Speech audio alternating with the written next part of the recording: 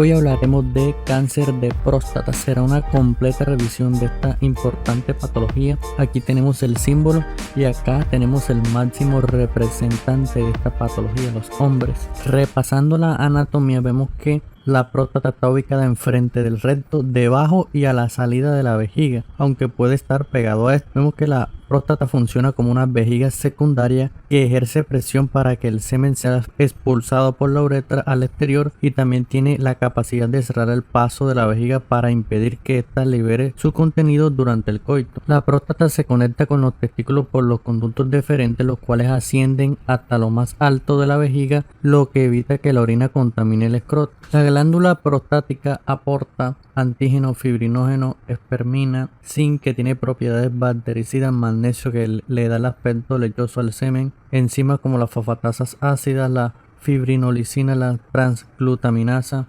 Embriológicamente surge a partir del tercer mes de vida y se va a generar en brotes. Una parte es generada del endodermo y otra parte de la próstata es generada del mesodermo. Hay que conocer toda la anatomía prostática, la cual vamos a repasar a continuación.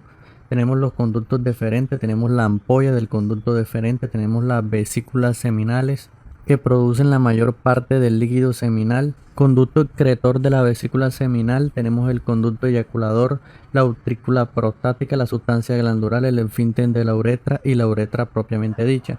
Otra parte importante que hay que dominar es las zonas de la próstata. Tenemos la zona de transición, que es el asiento de la hiperplasia prostática. Tenemos la zona central, que esta va a rodear a la zona de transición, y tenemos a la zona periférica o marginal, que es donde se suele localizar el cáncer y va a ocupar el 75% del volumen total. Entonces decimos que la próstata tiene un peso de entre 20 y 25 gramos y que las enfermedades más frecuentes que da la próstata es la prostatitis, la hiperplasia prostática. Aquí les dejo el video, y el cáncer de próstata. En la imagen vemos cómo se produce un cáncer de próstata en la zona periférica, muy claro. Epidemiológicamente hablando, el cáncer de próstata es la segunda malignidad más común en los hombres. La tercera muerte por cáncer en Estados Unidos fue por cáncer de próstata. El riesgo de enfermarse es de un 16%. El riesgo de morir es de entre un 3 y un 9%. El 93% de la enfermedad va a ser locorregional, afortunadamente. El 4 a 5% van a presentar enfermedad avanzada, y el 90% del diagnóstico en Estados Unidos se hizo por tamización. Hablamos de Estados Unidos porque en Latinoamérica no tenemos datos precisos. Seguimos dando datos como la sobrevida. Vemos que es variable en los primeros 5 años de la enfermedad. Los que tienen cánceres localizados, cerca del 100% van a sobrevivir. Hay que analizar también los factores de riesgo. El principal factor de riesgo va a ser la edad. La edad media de diagnóstico es alrededor de 60 años. El 30% de los hombres a los 50 años van a tener células malignas, mientras que el 70% a los 70 años van a tener células malignas. Hay que analizar los antecedentes familiares y la raza, la cual los afrodescendientes son los que más tienen tendencia a producir cáncer de próstata. Otro dato fino e importante es el factor de crecimiento insulínico tipo 1, el cual promueve la proliferación celular y va a inhibir la apoptosis de las células normales y de las células tumorales de la próstata. También es un factor de riesgo. Algunos estudios hallaron un vínculo entre las infecciones de transmisión sexual y el riesgo de cáncer de próstata, pero no está totalmente establecido. El tabaquismo, fumar cigarrillos, aumenta el riesgo de cáncer de próstata por ser una fuente de exposición al cadmio, porque aumenta la concentración de andrógenos circulantes y porque causa estrés oxidativo celular significativo. La dieta, hay una asociación entre las grasas poliinsaturadas, sin embargo no está demostrado totalmente. La obesidad también es un factor de riesgo, ya que el cáncer de mama y el cáncer de colon se asocia a obesidad, pero tampoco hay un estudio fuerte que lo demuestre. Y el consumo de alcohol y el riesgo de cáncer de próstata es un tema de interés por su asociación con otros cánceres y por sus efectos sobre los estrógenos y la testosterona. Sin embargo, tampoco hay un estudio que demuestre esta asociación totalmente. En cuanto a la etiología y la genética molecular, vemos que la dihidrotestosterona es el andrógeno primario de la próstata y se forma por la acción de la 5-alfa reductasa sobre la testosterona. La regulación epigenética de la expresión génica por metilación de promotores y acetilación de histonas ha sido implicada en la progresión del cáncer de próstata, ya aquí hablando molecularmente. La fusión de genes TMPRSS2-ETS ha sido identificada en la mayoría de los cánceres de próstata y su papel en la detección y el pronóstico está siendo investigado actualmente. Las mutaciones somáticas es una variedad de genes con diversas funciones biológicas. Han sido involucradas en el desarrollo y la progresión del cáncer de próstata. Estos conceptos son complejos, pero así es la genética molecular. Hablando de la tamización, para los despistados, el tamizaje es una prueba que nos permite detectar enfermedades en sujetos que no tengan síntomas. Esto ayudó a disminuir la mortalidad, por lo cual ese es su principal objetivo: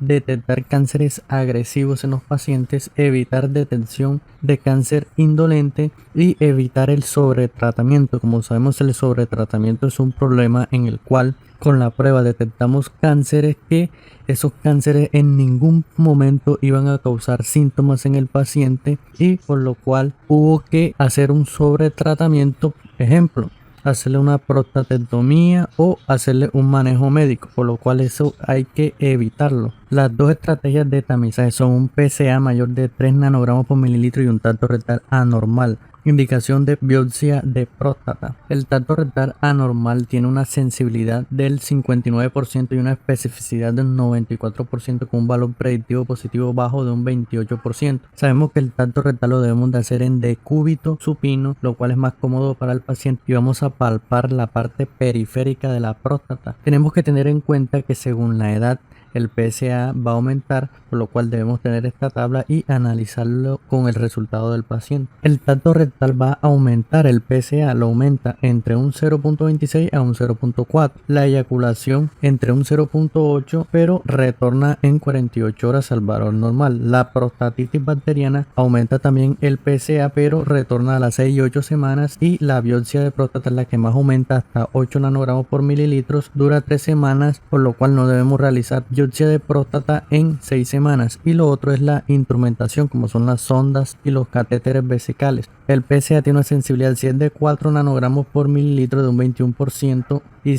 y una especificidad si es de 4 nanogramos por mililitro de 90%, y un valor predictivo positivo del 25% si está el valor entre 4 y 10 nanogramos por mililitro. Por lo tanto, en resumen, el tacto rectal anormal y el PSA mayor de 3 nanogramos por mililitro, hay que hacerle al paciente una biopsia de próstata. La biopsia de próstata también tiene las siguientes complicaciones, como son sepsis, sangrado y falsos negativos. No es una prueba perfecta. Es el gol estándar, pero en un 10 a 20% nos puede dar falsos negativos, por lo cual hay que tener eso muy en cuenta. No hacerla en menores de 45 años ni tampoco en mayores de 75 años con una expectativa de vida inferior a 10 años. Hay que analizar las siguientes situaciones especiales, en la cual si tenemos un PSA menor a 1 nanogramo por mililitro y un tacto rectal normal, debemos repetir el tamizaje cada 2 a 4 años. Si tenemos un PSA entre 1 a 3, debemos de repetirlo cada 1 o 2 años. Si tenemos un PSA mayor de 3 y un tacto rectal anormal, ya lo hemos dicho, biopsia.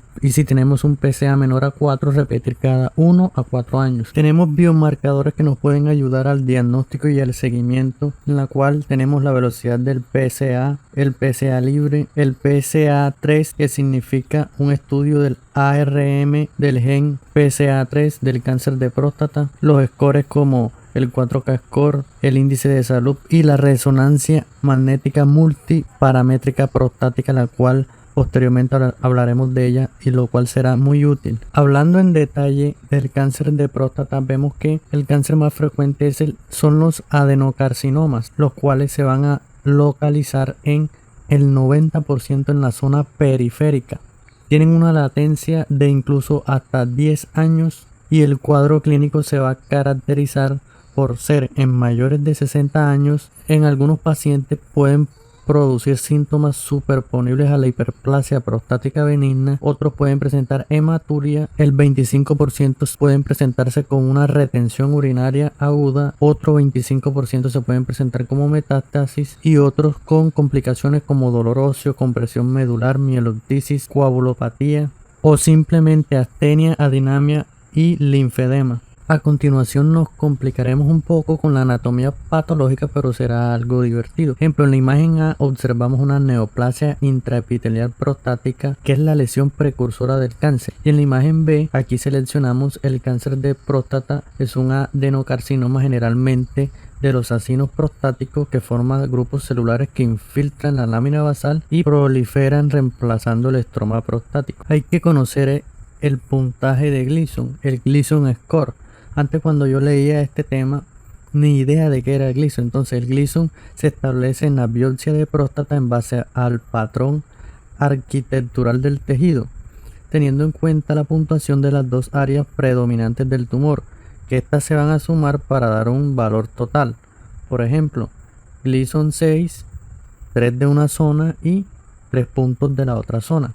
Ahora a continuación veremos en qué se basan los patólogos para clasificar y dar el puntaje o score de Gleason. Acá abajo tenemos el patrón esquemático de la escala de Gleason.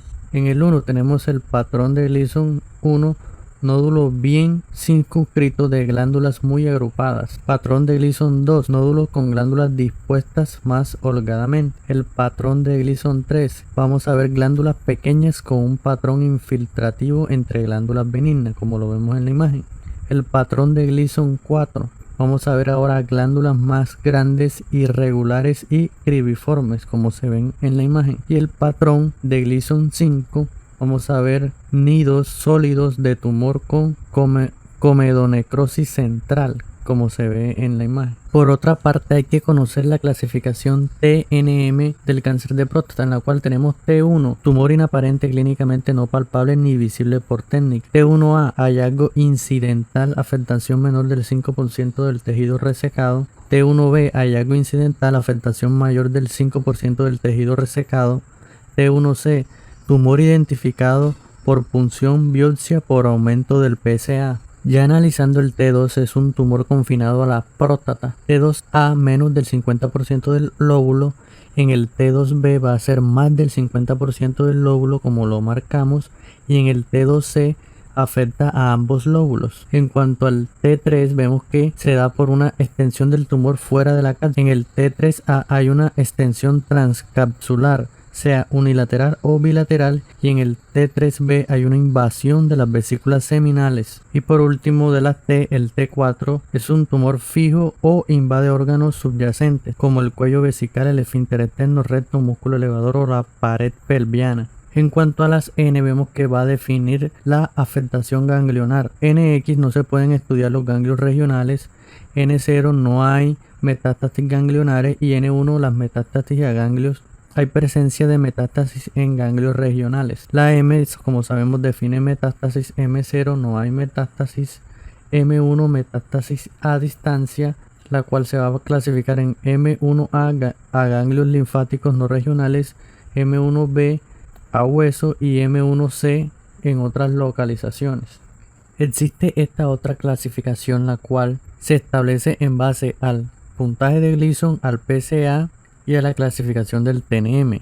Esta clasificación de riesgo tiene importancia terapéutica, de forma que a los pacientes de bajo riesgo, como vemos en la imagen, se les puede ofrecer tratamientos menos agresivos. En cambio, los pacientes con riesgo intermedio y riesgo alto, además de hacer un estudio de extensión, se les deben ofrecer tratamientos más agresivos. También existe otro puntaje de la Sociedad Internacional Patológica de Urología, en la cual se basa en el puntaje de Gleason. También tenemos que tener en cuenta a la hora de clasificar estos pacientes. Y el diagnóstico hay que tenerlo claro: tracto rectal anormal, PSA elevado, hay que hacerle biopsia, la cual también puede hacerse o ecográficamente guiada, resección transuretral o una prostatectomía simple. Obviamente, ya después de que se le haya hecho el tratamiento, como a todo órgano que se opere, hay que hacerle una biopsia. La resonancia magnética multiparamétrica El mayor logro de esta es detectar el cáncer prostático clínicamente relevante. Por tanto, es un camino para el sobrediagnóstico del cáncer, que no es relevante clínicamente. Los radiólogos entrenados tienen la capacidad para valorar los cambios en la glándula sugestivos de malignidad, a los cuales se les asocia una puntuación llamada PIRAT. Estos cambios se dividen en 5 tipos, de 1 a 5, siendo 1 o 2 cambios no sugestivos de malignidad, 3 en el límite de la malignidad, 4 a 5 muy sugestivos de malignidad. De forma global vamos a distinguir dos situaciones, un paciente sin biopsia de próstata previa y un paciente con una biopsia de próstata negativa. En ambos casos se recomienda realizar una resonancia magnética multiparamétrica previa a la biopsia. Y si la resonancia es positiva y el PIRA es mayor de 3, hay que realizar una biopsia sistemática y dirigida. Y si la resonancia magnética multiparamétrica es negativa y el PIRA es mayor de 2 y la sospecha clínica es baja, valorar junto con el paciente omitir o no la biopsia de próstata. Y lo otro son los estudios de extensión, los cuales se van a recomendar hacer TAC abdominopélvico y gamografía ósea en los pacientes de riesgo intermedio y alto de recidiva bioquímica para detectar a aquellos pacientes con afectación de los ganglios o metástasis. En definitiva, la resonancia magnética multiparamétrica es el estudio de elección. En definitiva, la resonancia magnética multiparamétrica se muestra como la mejor prueba de imagen para el estudio de próstata y su estadificación local, sustituyendo así a la ecografía transrectal. Ahora pasemos a hablar del tratamiento del cáncer de próstata, en el cual tenemos un tratamiento conservador que vamos a hacer una espera vigilante o una vigilancia activa. Tenemos el tratamiento local con intención curativa y tenemos el tratamiento sistémico paliativo. En cuanto al tratamiento conservador, vemos que podemos hacer una espera vigilante y una vigilancia activa. En la espera vigilante tenemos que la intención terapéutica será paliativa. Los candidatos serán los pacientes asintomáticos con una esperanza de vida menor de 10 años y el cáncer prostático puede ser de cualquier riesgo. El objetivo será minimizar la toxicidad del tratamiento sin comprometer la calidad de vida del paciente. Y el manejo conservador, vigilancia activa, vemos que la intención terapéutica será curativa. Los candidatos serán los pacientes asintomáticos con esperanza de vida mayor de 10 años, cáncer de bajo riesgo, y el objetivo es minimizar la toxicidad del tratamiento sin comprometer la supervivencia del paciente. Hablando específicamente del tratamiento local, vemos que se debe hacer una prostatectomía radical, la cual consiste en la extirpación quirúrgica de toda la próstata y de las vesículas seminales, seguido de una anastomosis uretrovesical. En algunos casos que la probabilidad de metástasis sea alta, debe asociarse a una linfadenectomía extendida de los ganglios ilíacos externos, internos, obturatrices y presacros. Tiene complicaciones como disfunción eréctil y iatrogénica en un 75%, incontinencia en un 20%, que puede deberse a varias alteraciones locales como son la hipercontractilidad del detrusor, que nos va a dar una incontinencia de urgencia, que lo vemos en estos pacientes, hipocontractilidad del mismo, que nos va a dar una incontinencia de rebosamiento, o lesión del esfínter vesical, que nos va a dar una incontinencia de esfuerzo. Posterior a la cirugía debemos de hacer un seguimiento con el PSA, que debería descender hasta hacerse indetectable, hasta menos de 0.01 nanogramos por mililitro. Si se produce un aumento por encima de 0.2 nanogramos por mililitro en dos determinaciones consecutivas, lo vamos a llamar recidiva bioquímica, y puede significar dos cosas: que existe una progresión local de la enfermedad o que el paciente tiene metástasis sistémicas. Otra opción de tratamiento es la radioterapia externa radical, la cual se recomienda una radioterapia de intensidad modulada a una dosis de 74 a 80 grays. En caso de riesgo intermedio y alto, debe asociarse hormonoterapia durante 6 meses y 2 a 3 años. El concepto de recidiva bioquímica se va a definir como un aumento del PSA por encima de 2 nanogramos por mililitros sobre el nivel más bajo obtenido tras el tratamiento. Otra opción es la radioterapia interna llamada braquiterapia, la cual consiste en la colocación en la próstata por vía transperineal, como vemos en la imagen guiada ecográficamente, de semillas permanentes de yodo 125. Como esto produce síntomas en el tracto urinario inferior, no debe indicarse a aquellos pacientes que tengan recensión transureteral previa o una puntuación alta en la clasificación internacional de síntomas prostáticos o un volumen prostático mayor de 50 cc. Una situación particular es el carcinoma localmente avanzado, el cual no está estandarizado en un manejo. Sin embargo, se usa la combinación de radioterapia más hormonoterapia, la cual ha demostrado ser una opción eficaz. En los casos seleccionados, la prostatectomía como una parte de tratamiento multimodal puede ser una alternativa. Prostatectomía más linfadenectomía seguida de radioterapia. Como hemos hablado del diagnóstico de la recidiva bioquímica, para poder realizar un diagnóstico diferencial entre la recidiva bioquímica, ya sea local y a distancia, nos basamos en los datos clínicos, como son el tiempo hasta la recidiva, la velocidad de elevación del PSA y el Gleason que tuvo el paciente inicialmente. Un tumor indiferenciado con recidiva del PSA precoz y aumento de las cifras de PSA rápido nos va a orientar hacia una recidiva metastásica. En cambio, si la recidiva del PSA ocurre a partir de los 10 meses a 12 meses y la elevación es lenta, es probable que estemos ante una recidiva local. Debemos de realizar una prueba de imagen en estos. La indicada es la tomografía con emisión de positrones con un medio contraste que se llama colina, y en caso de recidiva tras radioterapia, además de hacer una resonancia magnética multiparamétrica y una biopsia prostática dirigida para confirmar la recidiva local. Por otra parte, el tratamiento de la recidiva bioquímica. La recidiva bioquímica local tras prostatectomía, debemos de realizar una radioterapia externa de rescate. Y la recidiva bioquímica tras radioterapia, hay que realizar una radioterapia externa de rescate. Y si el paciente presenta una recidiva bioquímica a distancia tras prostatectomía o tras radioterapia, hay que ofrecerle un tratamiento de castración. En cuanto al tratamiento sistémico, vemos que el cáncer de próstata puede escapar del confinamiento orgánico y extenderse, infiltrar los tejidos extraprostáticos adyacentes, como las estructuras ganglionares cercanas, los ganglios locorregionales, los cuales se va a producir una diseminación linfática a distancia hacia las vísceras por vía hematógena. Tenemos que tener en cuenta que el cáncer de próstata tiene una elevada afinidad por metástasis en el tejido óseo, y obviamente la presencia de metástasis va a contraindicar toda intención y manejo curativo. El objetivo terapéutico en los pacientes con cáncer de próstata hormonosensible metastásico es aumentar la supervivencia, diferir la progresión a una etapa sintomática y prevenir las complicaciones graves. En esta vamos a usar tratamientos como la castración más docetaxel más prednisona en pacientes cuya presentación del cáncer de próstata sea la enfermedad M1. También podemos usar la castración más acetato de abiraterona más prednisolona para los pacientes cuya presentación del cáncer sea M1.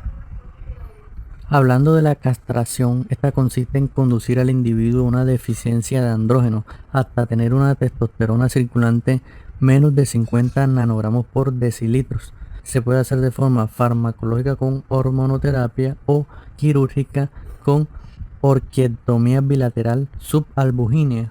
La forma más empleada es la forma farmacológica basada en la administración de análogos de GnRH, leuprorelina, empleando previamente durante 2 semanas un fármaco antiandrogénico como la bicalutamida o la flutamida, y la castración quirúrgica es una alternativa más sencilla, rápida y barata. Sin embargo, representaría más problemas psicológicos en el paciente.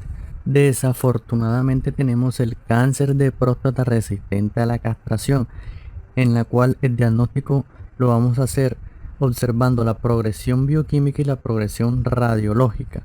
Como sabemos, la presencia de progresión bioquímica o radiológica, estando la testosterona en rango de castración menos de 50 nanogramos por decilitros. Vamos a entender como progresión bioquímica a la elevación del PSA en 3 determinaciones consecutivas, estando 2 de ellas por encima del valor del 50% del valor nadir, siendo todos los valores mayor de 2 nanogramos por mililitro. Y la progresión radiológica va a ser la aparición de 2 o más lesiones óseas nuevas en la gammagrafía o el aumento del tamaño de las lesiones de las partes blandas.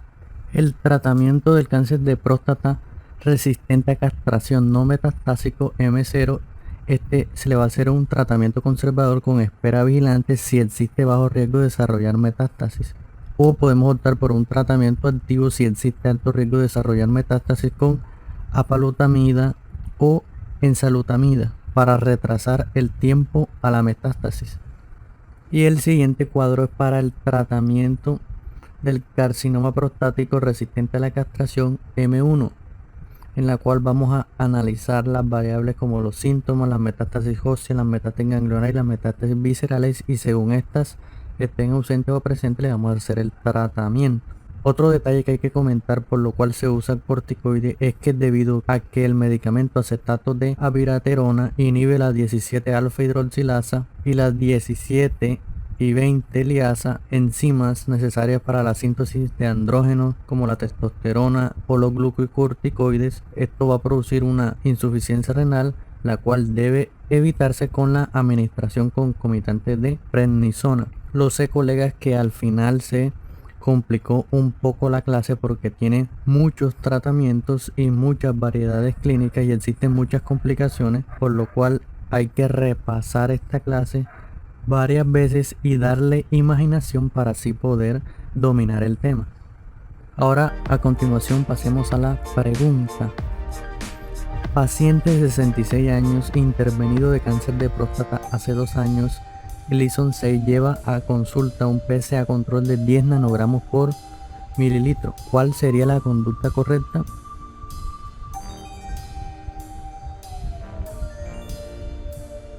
La respuesta es que puede tener una recidiva local o metastásica. Como ya lo vimos dentro de la clase, un PSA de control tan alto nos hace pensar de que puede tener una recidiva bioquímica, ya sea local o metastásica.